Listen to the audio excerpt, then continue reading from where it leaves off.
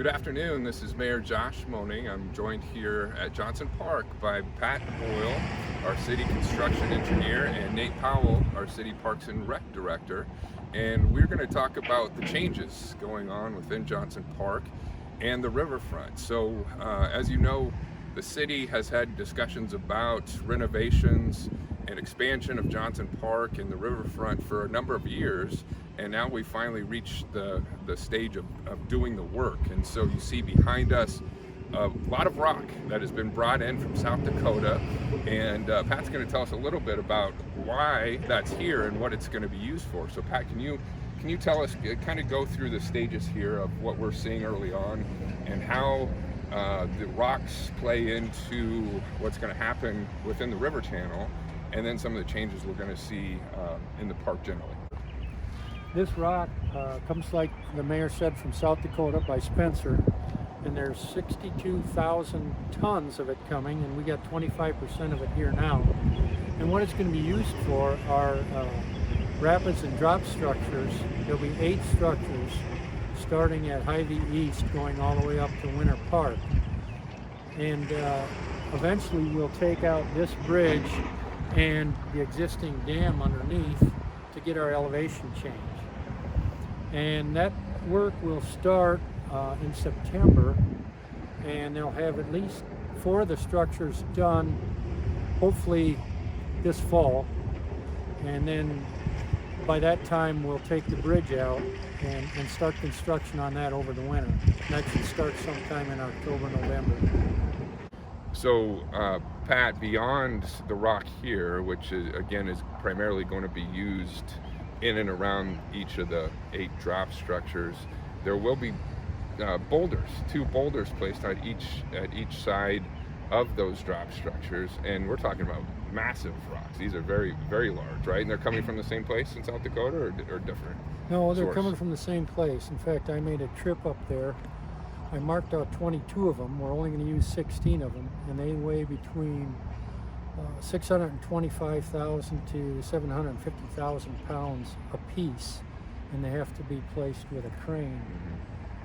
That's about the only piece of equipment we can get. They're loaded with a crane, and we'll lift them off with a crane. And there should be 2 cranes here when we start work on the bridge to facilitate that. Okay. Yeah, and so those will come in right about the time. They'll be timed with the construction of the drop structures themselves, because you don't want to move those more than once, right? Exactly. Yeah, okay, very good. So we'll talk a little bit now about some of the changes that we can anticipate to see within Johnson Park itself. And I have some questions for Nate, but before we get there, we'll see a lot of the topography change here, right? This berm, if you want to call it that, all said and done, will not be here. You'll basically be, the park at the lower level here will be about the same elevation as the riverfront. Is that right? Yes, this comes out and it'll come down to a beach of sorts for ingress and egress for kayakers, and there's a pedestrian bridge that goes in over here. And hopefully there's another pedestrian bridge that we will make out of the old railroad bridge that Dan and Connie Geary are actually going to facilitate that. Yeah.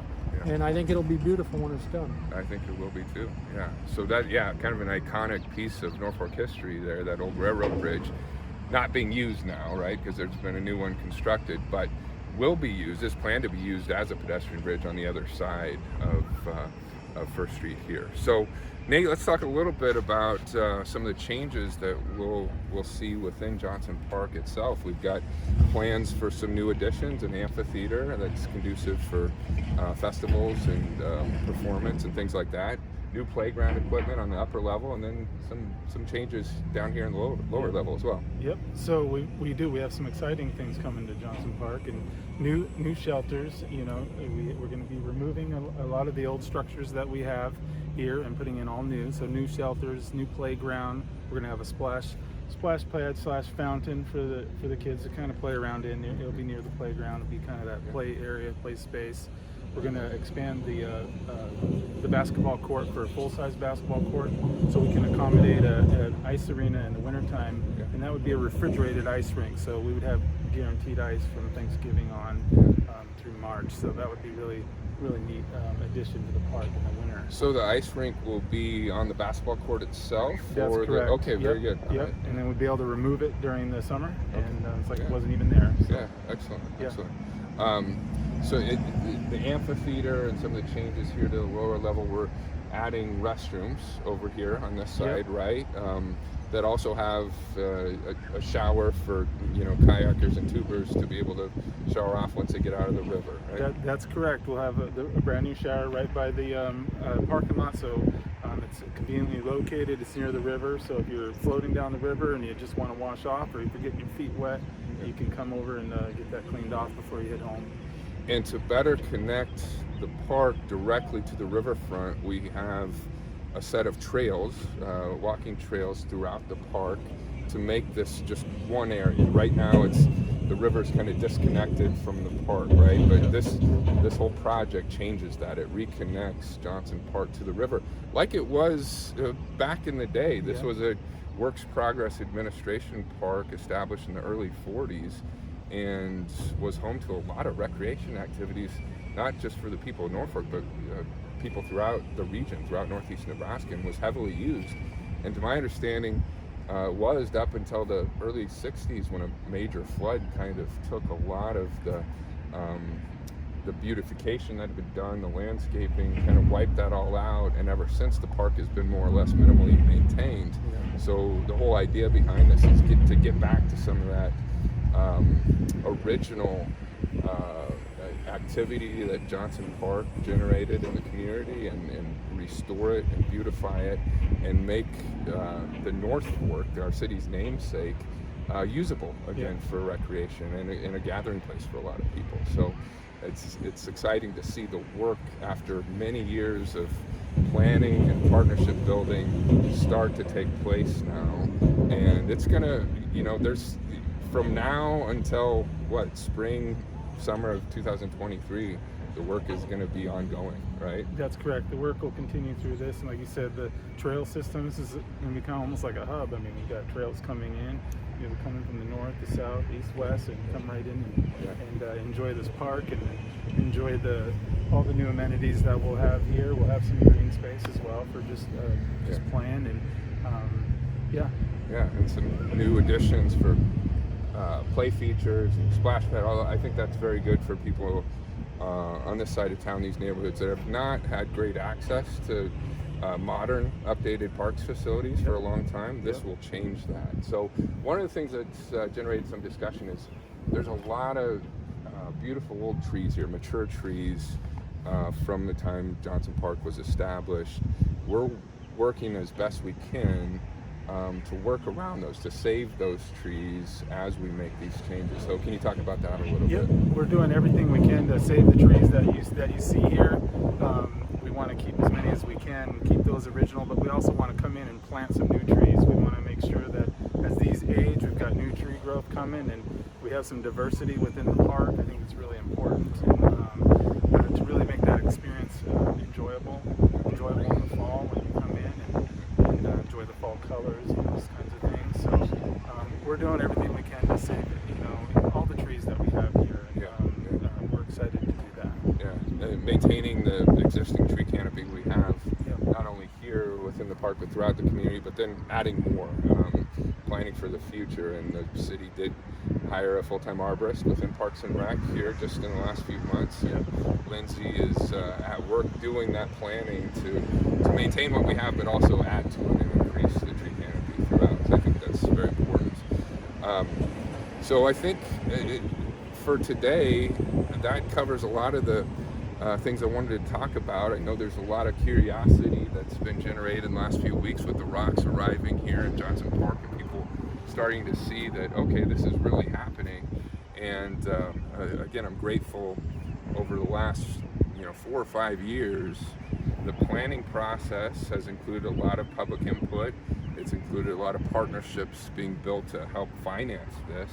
The Lower Elkhorn NRD agreed to put in for more than $1 million to help fund this.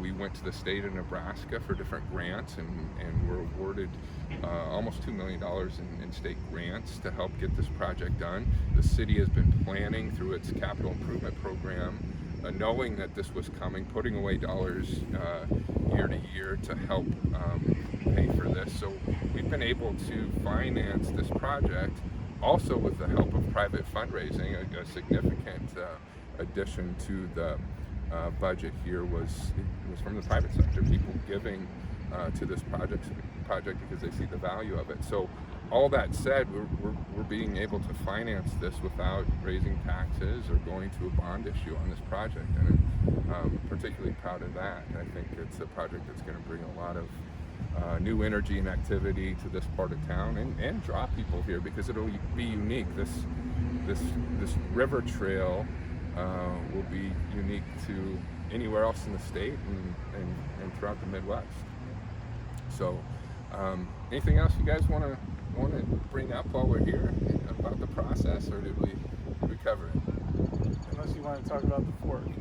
The fork, okay. Yes, I know people have questions. They've seen bits and pieces about the fork, the 40 proposed potential 45-foot fork, whatever it might be. So yeah, go ahead, Nate, talk about the fork. Well, there is a proposed for the world's largest fork, and we know the most recent one is about 37 feet out in Oregon, and so this one would have to be taller than that.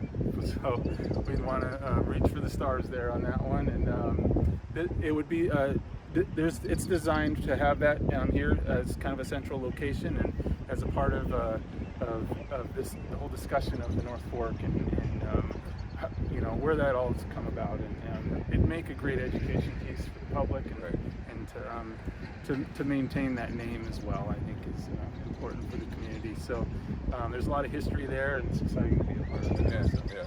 Really symbolizing the importance of this river, which gave the community life in the first place. This is where the German settlers set up camp and gave birth to the community, and they like it so much they want to name the town after it, which we all know got kind of lost in translation in the process. But again, that's a thing that I really like about this project. It's going back to the history of the community, where it all started, restoring it, revitalizing it, and I think creating lasting benefit for generations to come here, right in this area. Pat, anything else you want to add? I've had pictures taken with my grandkids at the fork in Springfield, Missouri, which was the largest fork for many years. It's 34 foot tall. So if anybody's down there, you can take a look and see what ours is going to be similar to. Okay. And I don't think we've determined exactly where it might be placed yet. That's still it's part of this. We're in 60% design right now, okay. So we're getting there. Yeah. But that's important too. Other elements of this, when it's all said and done, is helping tell the story of the North Fork's significance to the community's history. And I think we have plans for different information kiosks throughout. So if you've been to like Sioux Falls and the Falls Park area there, they do a nice job of telling the story of that area and its relevance to the community. We're going to try to do the same thing here throughout Johnson Park and along the riverfront. You mentioned history. Of course, there was a mill here originally, and we're going to keep the mill house and the gates to the original mill. Yes, that was very important because it's one of the few remaining historical pieces to what was first here. The settlers' first commercial endeavor was a flour mill powered by the dam. That what's left behind of the dam is that spillway, and so keeping that and making that a central piece, I think maybe even having that as an overlook for the entire project would work very nicely. And maybe that's a good way to cap this off by talking about that area over there, because there is a beach planned for that. So an access right along the riverfront, a beach area, kind of right down by that original mill building, right? With a trail behind it that will come to a pedestrian bridge that will cross right here by the park. Yep. So as we move through the next few weeks and months, you'll see more and more work being done, starting with the drop structures, and we'll check in every couple months and try to give some updates like this as we go through the process. So thanks for tuning in, and we'll be back with you with further updates from Johnson Park in the next few months.